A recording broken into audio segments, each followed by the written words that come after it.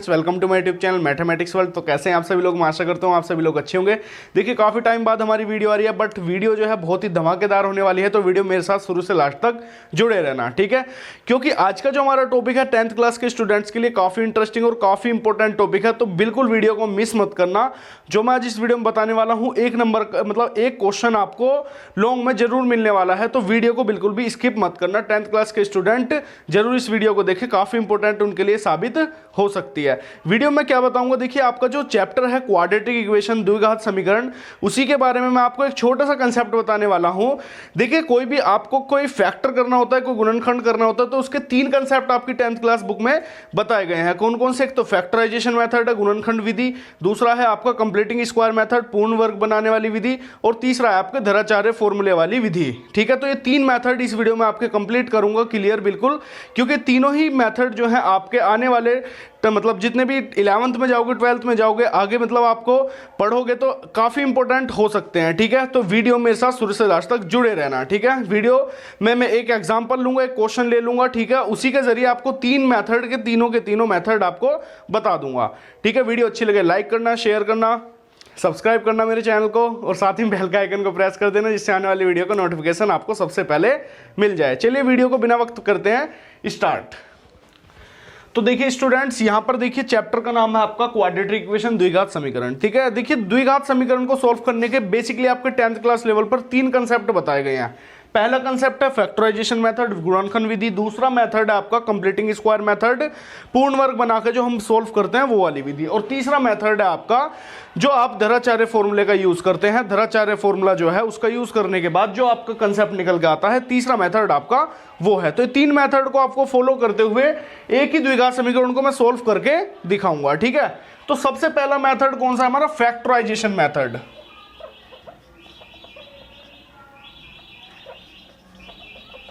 Factorisation method,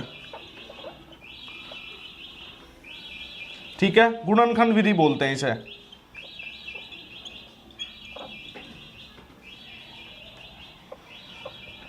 ठीक है, तो देखिए जो ये फैक्टराइजेशन मेथड है, गुणनखंड विधि, ये आपने 9th क्लास में भी पढ़ा है, ये आपने कंसेप्ट 9th क्लास में भी सीखा है, और सबसे इजी मेथड इसे ही माना जाता है। मान लीजिए आपको क्वेश्चन आया और उसमें अगर आपसे विधि नहीं कही गई है स्पेशली में कि इसी क्वेश्चन को बस ये कह दिया जाए कि इसके फैक्टर करो। मान लीजिए मैंने एक एग्जांपल लिया, सपोज करो मैंने एक एग्जांपल लिया x² + 5x + 6, मैंने एग्जांपल लिया और कहे कि इसके फैक्टर करो, इसके फैक्टर करो। अगर सिंपल क्वेश्चन ये है कि इसके फैक्टर करो, तो सबसे बेस्ट ये विधि मानी जाएगी, सबसे बेस्ट ये विधि मानी जाएगी, क्योंकि सबसे सिंपल रहती है, 9th क्लास में भी आपने पढ़ी है, और सबसे ज्यादा इजी भी इसे ही माना जाएगा। आ रही है आपको बात समझ में?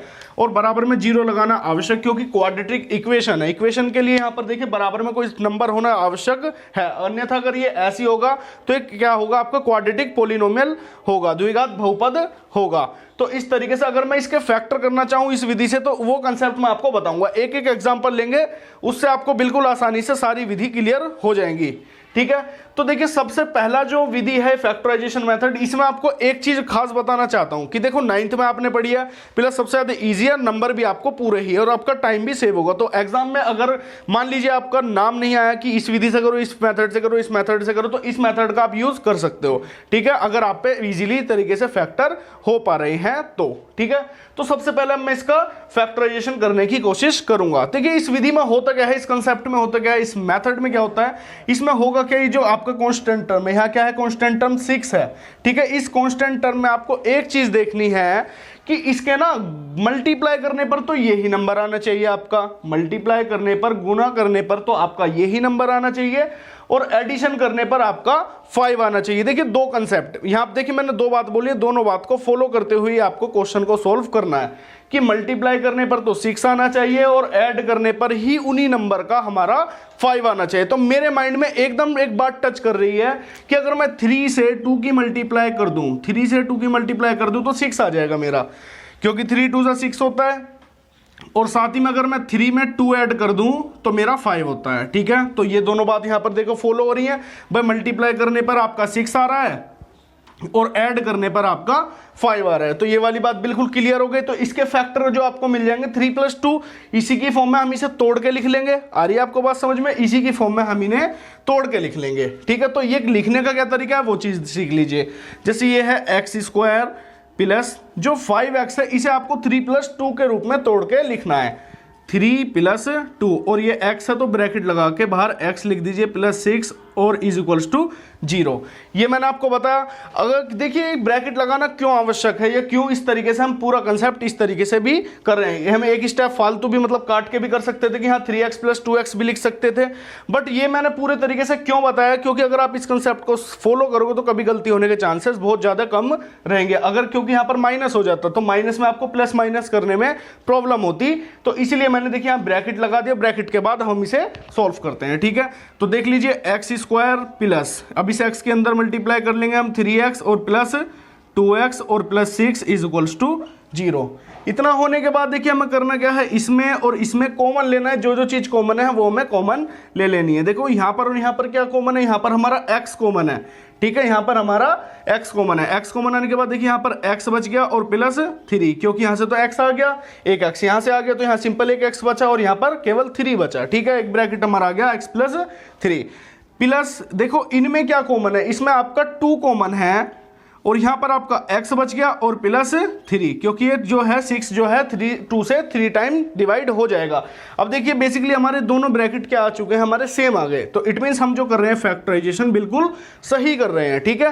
तो हमारे दोनों ब्रैकेट सेम आने चाहिए। अगर हमारे सेम नहीं आ रहे हैं तो हम ना कहीं क्वेश्चन में प्रॉब्लम करी है, कहीं ना कहीं गलती करी है, ठीक है। दोनों ब्रैकेट अगर मेरे सेम आ गए तो इन्हें हम कॉमन ले लेंगे। x + 3 कॉमन आ गया और जो हमारा बचा x + 2 और बराबर में आपका 0 चल ही रहा है, ठीक है।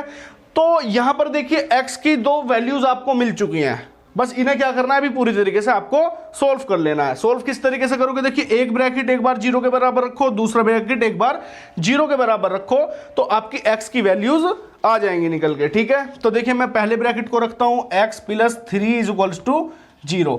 तो यहां देखिए x = -3 आपका निकल के आ गया है। आ रही है आपको बात समझ में? और इसी तरीके से मैं दूसरे ब्रैकेट x + 2 को 0 के बराबर रखता हूं। तो ये देखिए इधर प्लस का 2 है तो उधर जाके माइनस का हो गया, तो x = -2 आ गया। अब देखिए x की 2 वैल्यूज आपकी निकल के आ गई हैं बेसिकली। देखिए मैं कहना क्या चाहता हूं कि अगर आपसे गुणनखंड विधि पूछी गई है और क्वाड्रेटिक इक्वेशन है, आपके सामने क्वाड्रेटिक इक्वेशन है, इट मींस जो वेरिएबल की जो मोस्ट वेरिएबल होगा, जो आपका x है वेरिएबल, उसकी h⁻2 है, तो इसकी देखिए x की 2 ही वैल्यू आपकी निकल के आ रही है। आ रही है आपको बात समझ में? अगर x की पावर 3 होती तो पहले तो क्वाड्रेटिक इक्वेशन ही नहीं होती है, क्यूबिक इक्वेशन हो जाती, प्लस x की यहाँ पर 3 वैल्यूज निकल के आती। आ रही है आपको बात समझ में? तो x की यहाँ पर देखिए हाईएस्ट पावर 2 थी तो x की मेरी 2 वैल्यू निकल के आ गई है।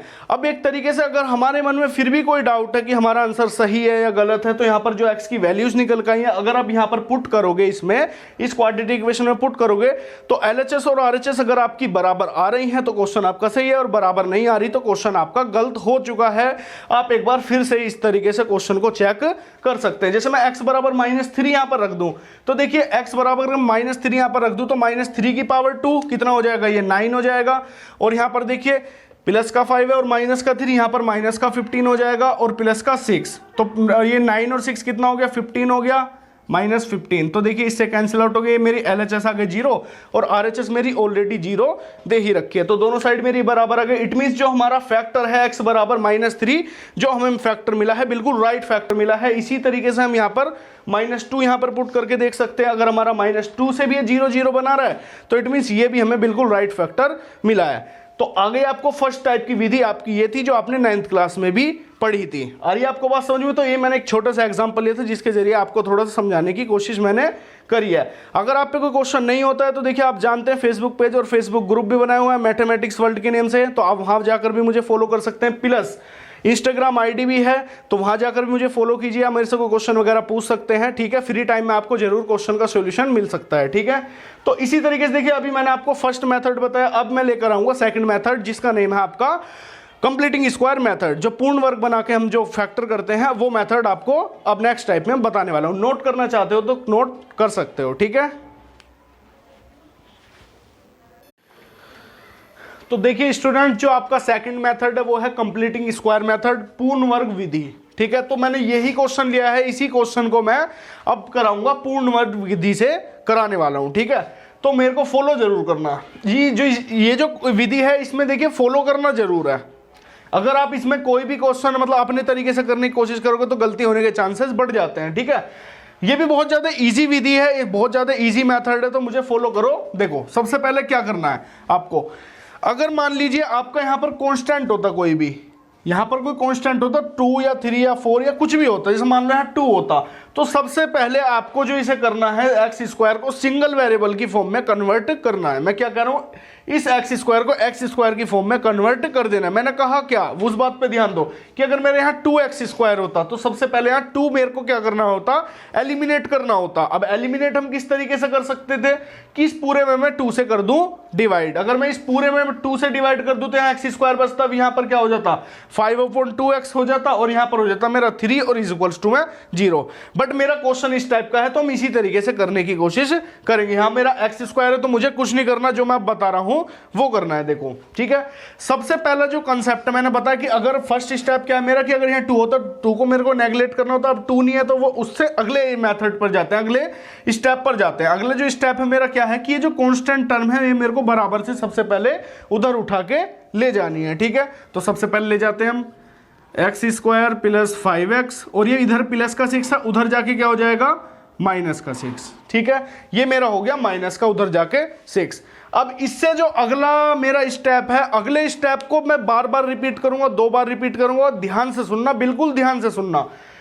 जो x का गुणांक होता है, x का जो कोफिशिएंट होता है, उसके आधे का वर्ग, उसके आधे का स्क्वायर आपको LHS, ये साइड होती है LHS और ये साइड होती है RHS, दोनों साइड में आपको ऐड करना है। मैं क्या कर रहा हूं, x के कोफिशिएंट का आधा, भाई x मेरा ये रहा, x का कोफिशिएंट मेरा 5 है, 5 का आधा 5/2 का होल स्क्वायर हो गया 10/4, मेरे को इधर ऐड करना है और वो ही मेरे को इधर ऐड करना है।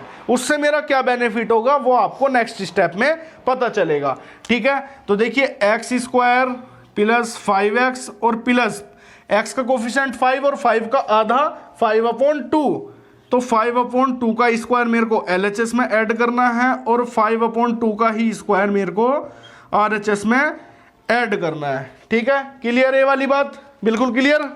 अब क्लियर होने के बाद देखिए ये जो आपका बन रहा है, इधर जो ये बन रहा है, ये कंप्लीटिंग स्क्वायर मेथड का सबसे मेन इंपॉर्टेंट थिंग है। ये जो बन रहा है आपका x प्लस 5/2 का होल स्क्वायर बन रहा है। आप करके देख सकते हैं, अगर इसका होल स्क्वायर आप ओपन करोगे तो ये ही निकल के आएगा, आप देख लेना, क्योंकि यहाँ देखो x square a plus B का होल स्क्वायर अगर आप ओपन करोगे तो ये ही निकल के आएगा। एक्स स्क्वायर 5/2 का whole square plus 2ab, 5x आ जाए क्योंकि 2 से 2 कैंसिल हो जाएगा। अगर आप करके देखना चाहते हैं तो करके भी देख सकते हैं, ठीक है। तो ये इसका होल स्क्वायर बन गया इज इक्वल्स टू, अब इसे आप कर सकते हैं सोल्व, ये आपका माइनस का 6 प्लस 5 का स्क्वायर 25 अपॉन 2 का स्क्वायर 4 हो जाएगा। क्लियर है, बिल्कुल क्लियर, कोई दिक्कत परेशानी, ठीक। इसके बाद देखिए क्या होगा, एज इट इज इसे ऐसे ही रखना, x प्लस 5/2 का होल स्क्वायर, और यहाँ पर अगर आप इसे सोल्व करोगे 4 और 1 का एलसीएम 4 आ जाएगा और इसकी इधर मल्टीप्लाई माइनस का 24 और प्लस का 25, ठीक है। ये आने के बाद देखिए डायरेक्टली मैं यहाँ पर सोल्व कर ले रहा हूँ इधर की तरफा, तो यहाँ जो मेरा बनेगा x प्लस 5/2 का whole square is equals to मेरा बन जाएगा 1/4, क्योंकि देखिए 25 में से 24 गया तो 1 और अपॉन में 4, 1/4 आपका बन जाएगा। और जैसे ही आपका यहाँ से ये स्क्वायर हटेगा, जैसे ही यहाँ से ये स्क्वायर हटेगा तो नेक्स्ट स्टेप में x plus 5/2 is equals to आ जाएगा मेरा यहाँ पर अंडर द रूट 1/4। और ये बात समझ में, इधर स्क्वायर हट के इधर क्या जाएगा, ये पावर 1/2 देगा, जब यहाँ से स्क्वायर हटेगा तो इधर देखिए क्या मिलेगा आपको, पावर 1/2, और 1/2 पावर किसकी होती है, रूट की होती है, तो इसलिए हमने यहाँ पर रूट लगा दिया। अब मैं इस रूट को सॉल्व करने वाला हूँ, तो डायरेक्टली देखिए x plus 5/2 is equals two plus minus 1/2, क्योंकि देखिए 1 का रूट 1 ही होगा और अंडर रूट 4 का हो जाएगा मेरा 2, और प्लस माइनस हमने क्यों लिया है, क्योंकि रूट ऑलवेज लाई करता है प्लस और माइनस दोनों वैल्यूज को, ठीक है। और बेसिकली हमारे यहाँ पर स्क्वायर था इसीलिए, ठीक है। और x की आपकी 2 वैल्यूज ही इस तरीके से निकल के आएंगी। अब इसके बाद देखिए एक बार आप प्लस लोगे और एक बार आप माइनस लोगे, तो एक बार मैं प्लस ले रहा हूं, देखिए प्लस लेने पर जब मैं प्लस ले रहा हूं तो directly x plus 5/2 is equals to 1/2 आ जाएगा। भाई प्लस लेने पर ये वाला मैंने प्लस कर लिया, ठीक है। इसके बाद आप इसे सोल्व कर लीजिए, x is equals to 1/2 minus 5/2, ये 5/2 इधर जाके माइनस का हो गया। देखिए नीचे हमारा 2 है और यहाँ भी हमारा 2 है, तो इसका एलसीएम क्या आ जाएगा, 2 ही आ जाएगा एज इट इज। 2 आने के बाद देखिए 1 माइनस 5, भाई 1 माइनस 5 ऊपर का एज इट इज इस तरीके से नोट हो जाता है। देखिए ये क्या हो जाएगा, ये आपका हो जाएगा माइनस का 4/2 और इससे कैंसिल आउट, और x की वैल्यू कितनी आ जाएगी, पहली माइनस का 2। जैसे ही आपके लास्ट कंसेप्ट लास्ट विधि में जो आई थी, देखिए जो हमने फैक्टराइजेशन मेथड सीखा था, वहां भी आपकी एक x की वैल्यू -2 आ रही थी और यहाँ पर भी आपकी एक x की वैल्यू -2 आ रही है, ठीक है। और इसी तरीके से एक बार लेंगे हम माइनस, इसी तरीके से एक बार लेंगे हम माइनस, तो जहां पर ये हमारी माइनस वैल्यू, इस बार हम इसको लेंगे।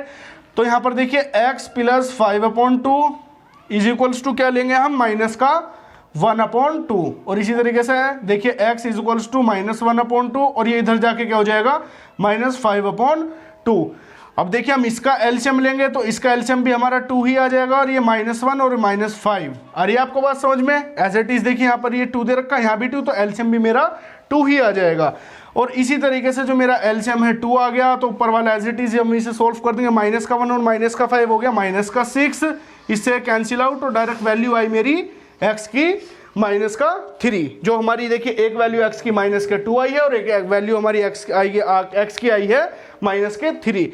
तो जो हमारी लास्ट कंसेप्ट में लास्ट मेथड में आई थी, x की वैल्यू -2 और x की वैल्यू -3, दोनों ही हमारी बिल्कुल सेम वैल्यूज आ गई हैं इस मेथड से भी।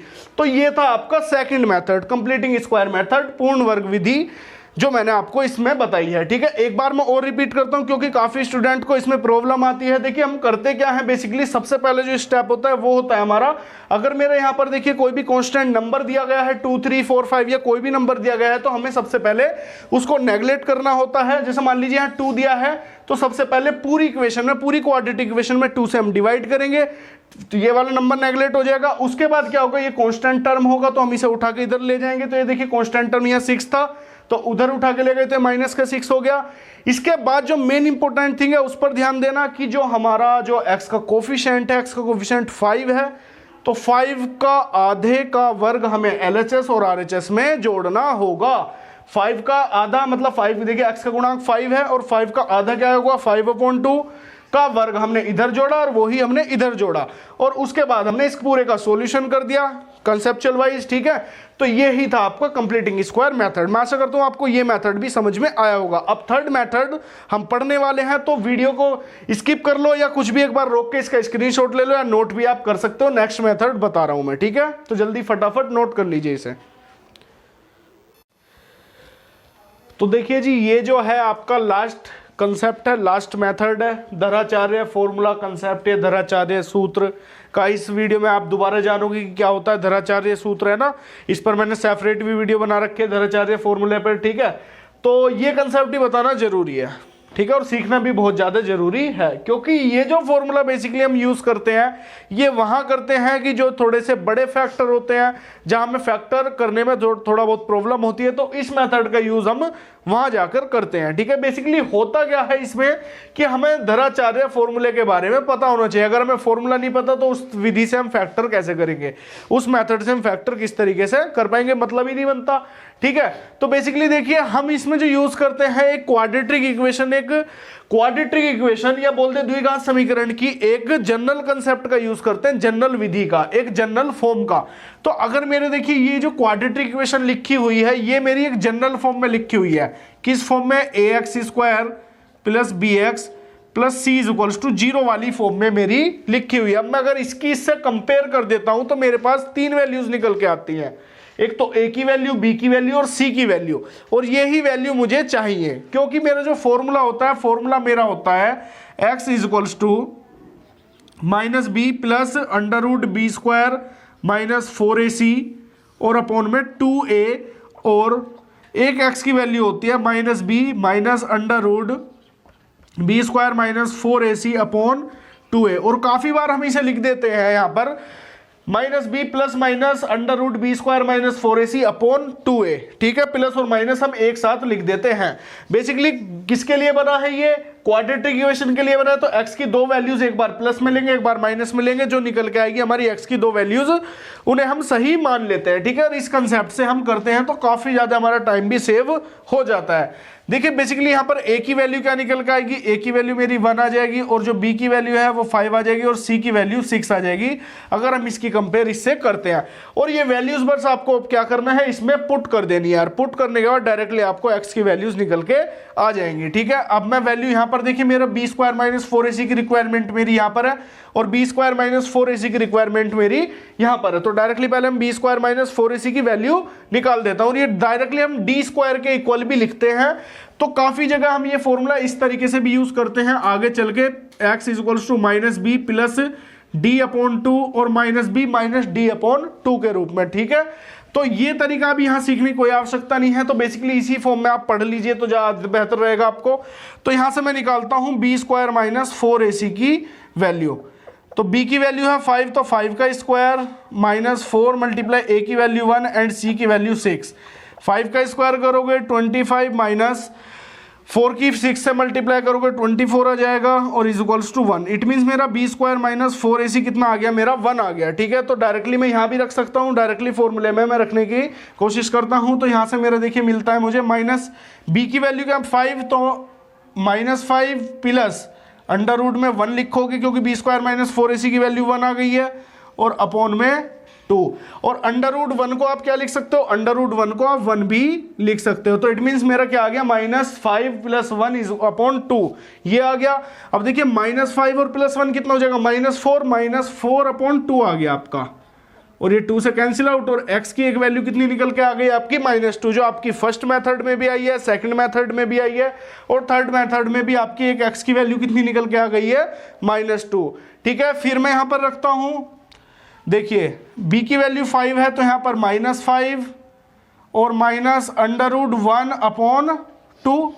अरे आपको बात समझ में, अंडर रूट में 1, अब इस अंडर रूट में 1 को हम 1 ही लिख सकते हैं, ठीक है, क्योंकि 1 की पावर 1/2 हो, 3 हो, 4 हो, 0 हो, कुछ भी हो 1 की पावर, तो हम क्या लिखते हैं 1 लिखते हैं। अरे आपको बात समझ में, ठीक है।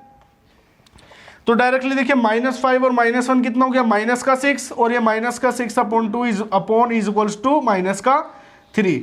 तो देखिए जो आपकी फर्स्ट कंसेप्ट में x की वैल्यू -2 और -3 आई, सेकंड कंसेप्ट में भी x की वैल्यू -2 -3 आई और आपकी थर्ड कंसेप्ट में भी x की वैल्यू -2 और -3 आई है। तो हमने एक एग्जांपल लेके देखिए तीनों मेथड आपको समझाने की कोशिश करी है। अगर आपको वीडियो थोड़ी भी अच्छी लगे तो वीडियो को अपने फ्रेंड्स वगैरह में शेयर करना। स्टूडेंट्स जितने भी 10th क्लास के हैं ज़्यादा से ज़्यादा देखना, उनका इस वीडियो से जरूर कुछ ना कुछ बेनिफिट मिलने वाला है, ठीक है। और अगर आपको वीडियो थोड़ी भी अच्छी लगे तो लाइक करो, शेयर करो, कमेंट करके बताओ। कोई क्वेश्चन वगैरह होता है फेसबुक पेज मैथमेटिक्स वर्ल्ड से जुड़ो, फेसबुक ग्रुप मैथमेटिक्स वर्ल्ड से जुड़ो, ठीक है। और इंस्टाग्राम पर फॉलो भी कर सकते हैं डायरेक्टली, वहां भी आप क्वेश्चन वगैरह पूछ सकते हैं। देखिए बेसिकली आपका जो काम है केवल पढ़ना है, तो काफी ज्यादा आपके साथ मेहनत की जा रही है, तो आप भी सभी लोग मेहनत करें ज्यादा से ज्यादा, ठीक है।